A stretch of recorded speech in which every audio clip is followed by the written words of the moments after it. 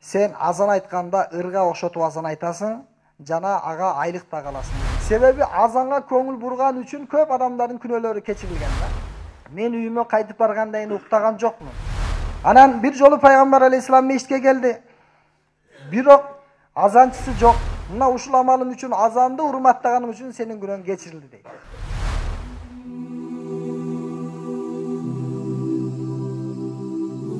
أخرج أبو داود عن أبي عمير بن أنس عن عمومة له من الأنصار قال: اهتم النبي صلى الله عليه وسلم للصلاة كيف يجمع الناس لها، فقيل له: أنصب راية عند حضور الصلاة، فإذا رأوها آذن بعضهم بعضا، فلم يعجبه ذلك.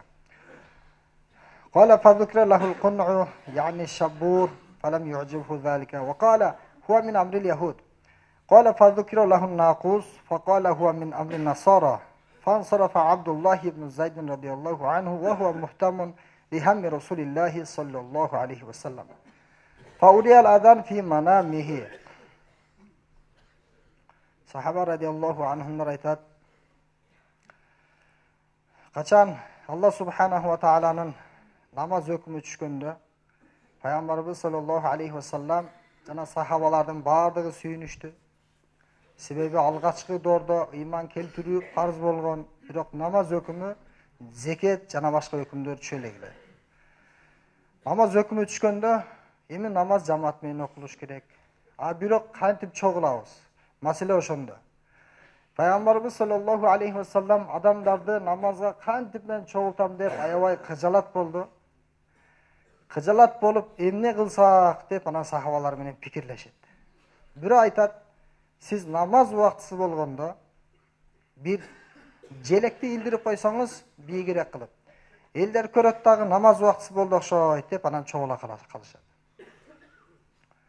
Ошол сөздү укканда пайгамбарыбыз саллаллаху алейхи ва саллам анча жактырган жок.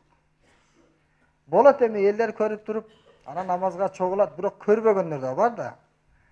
Эми аны көргөн адам, намаз убактысы болуптур деп келе калат. Көрбөгөндөр намаздан калып кетет. Пайгамбар алейхисаламга бул жакпады. Анан бирөө мындай деди: чору жана сурнай деп коет го, мүйүз сыяктуу. Ошондон үн чыгарат. Мына ошондой кылып туруп үн чыгара турган болсок адамдар чогула калат деди. Бул дагы жаккан жок. Сүйүктүү пайгамбар алейхисалам бул жөөттөрдүн кылган амалы. Жөөттөр ушундай кылышат алар.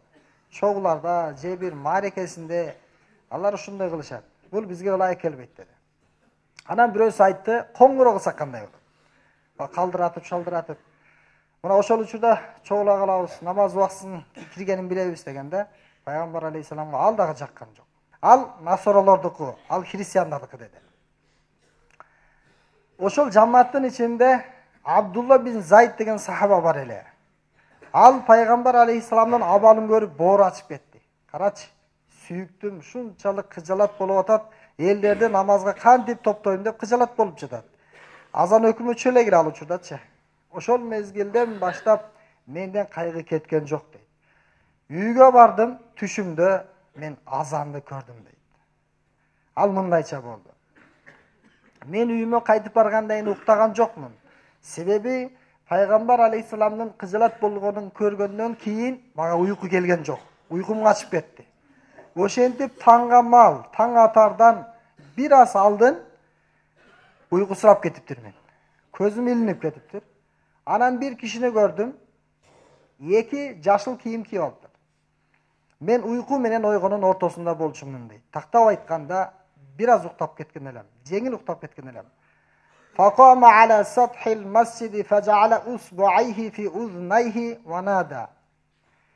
Жанагы жашыл эки кийимди кийип алган мен түшүмдө көргөн адам мечиттин үстүнө чыкты дагы, анан бийик үн менен азанды айтып баштады дейт. Мына ошентип мен түшүмдө азанды көрдүм дейт. Ошентип пайгамбарыбыз саллаллаху алейхи ва салламдын алдында Абдулла бин Зайд радиаллаху анху аны укканда Умар радиаллаху анху бер жактан чыкты. Бул түштү мен деле көргөнмүн. Пайгамбарыбызга айтам деп унутуп калыптырмын дейт. Эде болот го, адам түшүндө бир нерсени көрөт, анан кийин ошол окуя болгондо анан эстей түшөт да. Ошол күндөн баштап азан айтылып, азырга чейин кыямат кайымга чейин иншалла азан айтыла берет. Эң биринчи азанды Билал радиаллаху анху айткан, пайгамбар алейхисаламдын азанчысы. 5 азанчысы болгон. Тахажуд маалында Билал радиаллаху анху азан айтат эле. Ал эми багымда убактысы киргенде Абдулла бин Умму Мактум деген көз айыз сахаба ал айтат эле. Элдер ага намаз убактысы болду, айта бериңиз дегенде, анан таңын киргендигин баяндап жарыялайт эле да, азан айтыпчы. 5 азанчысы айтылган. Мына ошолордун эң алгачкысы Билал радиаллаху анху. Эми азан айтканга чейин жамаат менен намаз окушкан, кантип чогулушкан. Жанагы жөөттөрдүкү, христиандардыкы, жана желекти илип коюу пайгамбар алейхисаламга жакпады. Анда кантип жамаат менен намаз окуп жүрүшөт эле десе, сахабалар айтышат. Биз бийик жерге бирөөбүз чыгып алып, кол булгалайт элек дейт. Же болбосо көчөлөргө бөлүнүп, элдерди ас-сала жамиа, намаз келиңиздер, топтолуңуздар, жамаат менен намаз окуйлу деп бири-бирибизди чакырат болчубуз дейт. Саад радиаллаху анху айтат: "Аннан набийя саллаллаху алейхи ва саллам кана айя саатин ата Кубаа фаадзана Билал радиаллаху анху бил адан لأن يعلم الناس أن رسول الله صلى الله عليه وسلم قد جاء فتجمعوا إليه فأتى يوما وليس معه بلال فنظر زنوج بعضهم إلى بعض فرقي سعد رضي الله عنه في عذق فأذن بالآذان فقال له رسول الله صلى الله عليه وسلم ما حملك أن تؤذن يا سعد قال بأبي وأمي رأيتك في قلة من الناس ولم أرى بلالا معك ورأيت هؤلاء الزنوج ينظر بعضهم إلى بعض وينظرون إليك فخشيت عليك منهم فأذنت قال أصبت يا سعد إذا لم ترى بلالا معي فأذن سعد 3 مرار في حياة رسول الله صلى الله عليه وسلم. Саад радиаллаху анху айтат, Кураз деген жерде соода сатык кылып иштешүмүн дейт. Анан Пайгамбар алейхисалам Меккеде Мединага келди. Эми Мединага жакын жерде Куба деген мешит бар да. Ислам тарыхында эң алгачкы, эң биринчи мешит болуп эсептелет. Пайгамбар алейхисалам ага жума сайын тез барып турат эле. Анан качан эле Пайгамбар алейхисалам Куба мешитине келгенде Билал радиаллаху анху азан айтат эле. Элдерге Пайгамбар алейхисалам мешитке келди деп элдерге билдирип дейт. Эми намаз учурунан башка учурларда азан айтса, Куба эли билчүкен, сүйүктүү Мухаммад саллаллаху алейхи салам келген турбайбы деп, анан чогула калышкан да. Анан бир жолу Пайгамбар алейхисалам мешитке келди. Бирок азанчысы жок, Билал радиаллаху анху жок. Анан ошол жерде Куба элинин кызматчылары кара адамдар болгон экен да. Африканецтер болгон, негрлер болгон. Анан мешитке дагы алар көп келчүкен. Мен Пайгамбар алейхисаламды көрдүм, Билал радиаллаху анху анын жанында жок, бирок мешитте бир канча негрлер бар болчу. Анан алар бирин-бири карай баштады дейт. Негрлер бири-бирин кылчактап. Саад радиаллаху анху бир курманын талына, курманын шагына чыкты дагы, анан азан айтып салыптыр. Анан Пайгамбар алейхисалам азанды бүткөндөн кийин сурады: "Эй Саад, эмнеге азан айттыңыз?" десе, ал айтат: "О Аллахтын элчиси, ата менен сизге курбан болсун. Мен сизди аз эле адамдардын ичинде көрдүм. Мындайча айтканда, аз эле адамдардын арасында сиз дагы турасыз. Бирок Билал радиаллаху анхуну көрбөдүм. Анан жана негрлер бири-бири мынтип кылчактап карай баштаганда коркуп кеттим. Дагы булар пайгамбарыбызга бир тура эмес бир нерсе кылып коёбу деп корктум дагы, чыга калып азан айтып салдым" дейт. Ошондо Пайгамбар алейхисалам айтат: "Эй Саад, сен тура эле кылгансың" дейт. "Сен тура эле кылдың. Бүгүндөн баштап Билалды көрбөй калсаң менин жанымда, анда сен азан айта бер" дейт. Ошентип Пайгамбар алейхисалам Куба мешитине келгенде Саад радиаллаху анху дароо Билал сахабаны карайт экен. Жок болсо азан айта салат экен да. 3 жолу өмүрүмдө Пайгамбар алейхисаламга азан айттым дейт. Умар бин Хаттаб радиаллаху анху айтат: "Эгерде мен бир мешиттин азанчысы болгонумда, анда мен максатыма жетмекмин. Мен күндүз орозо кармап, түндөсү ибадат кылып, намаздарды окубайт болчумун. Себеби азанын сообу өтө көп. Пайгамбар алейхисаламдан укканмын: Аллахумма гфир лил муаззинин, Аллахумма гфир лил муаззинин. О Аллахым, азан айткан адамдардын күнөөлөрүн кечир. Азан айткан адамдардын күнөөлөрүн, каталарын кечир деп пайгамбарыбыздын дуа кылганын уккам. Ошондуктан мен бир мечитте азанчы болууну каалайм дейт. Өзү халиф да мусулмандардын башчысы. Бирок бир мечитте бир азан айтсам сонун болот эле. Максатыма жетет элем. Жашоодо башка арманым жок дейт. Себеби пайгамбар алейхисаламдын азанчылардын күнөөлөрүн кечир, алардын күнөөлөрүн кечир деп кайра кайталап айтканын укканмын дейт. Анан мен бир жолу айттым дейт. О Аллахтын элчиси, биз деген дин үчүн көкүрөгүбүздү тосуп атпайбызбы? Азанчылар кыйкырып эле коет. Биз көкүрөгүбүздү тосуп атпайбызбы дин душмандарына? Деп Умар радиаллаху анху пайгамбар алейхисаламга айтат экен да. Ошондо Умар радиаллаху анхуга пайгамбарыбыз "Калла я Умар, эч качан, ey Умар, андай эмес. Иннаху саяти алан наси заманун ятрукунал азан ала дуафаихим." كلا يا عمر إنه سيأتي على الناس زمان يتركون الأذان على ضعفائهم وتلك لحوم حرمها الله على النار لحوم المؤذنين. Пайгамбар алейхисалам айтты: "Ey Умар, сен азанчы болсоң эле жакшы болот эле. Менин соом азанчыга жетпей калабы? Азанчылар үчүн эле кечирим дуа кылып атасыз, бизге деле дуа кылып койсоз болбойбу?" деп кыжалат болуп атасың. Андай эмес, андай болбойт. Бир мезгил келет адамдарга. Адамдар азанды айтпай, адамдар азанды алсыз адамдарга сен айтып кой деп эң алсыз адамдарына азанды айттырышат дейт. Өздөрү айтышпайт дейт. Эң алсыз адамдарга азан сунуш кылына баштайт. Билесиңби, бул азанчылардын эттери кандай эт? Азанчылардын эттерин Аллах Таала тозоктун отуна арам кылган. Бул азанчылардын эттери дейт. Айша радиаллаху анха айтат. Бул аят туурасында أعوذ بالله من الشيطان الرجيم ومن أحسن قولا ممن دعا إلى الله وعمل صالحا وقال إنني من المسلمين. Allah Taalaga çakırgan adamdan жақшы сөздүү kim бар? Allah Taalaga çakırıp özü жақшы işlerdi kılıp anan musulmanmın, men Allah'a moyunsungan jönököy alsız musulmandardын birimin dep özün tömön algan insandan сүйкүмдүү, жакшы диндүү ким бар деген аят түшкөн да. Ушул аят туурасында Айша апабыз айтыптыр. Бул аятта мен азанчыларды айтат элем дейт. Бул аяттагы Аллага чакырган адам бул азанчы дейт. Hayya alas-salah. Ey адамдар, келгиле, намазга келгиле дегенде бул Аллага чакырып атат дейт. Алланын өкүмү намаз да. Аллага чакырып жатат. Качан өзү келип намаз окуду, азан айткандан кийин намаз окуйт өзү дагы. Эми жакшы иш кылды. Азан айтты, элдерди чакырып Аллага, анан намаз да окуду.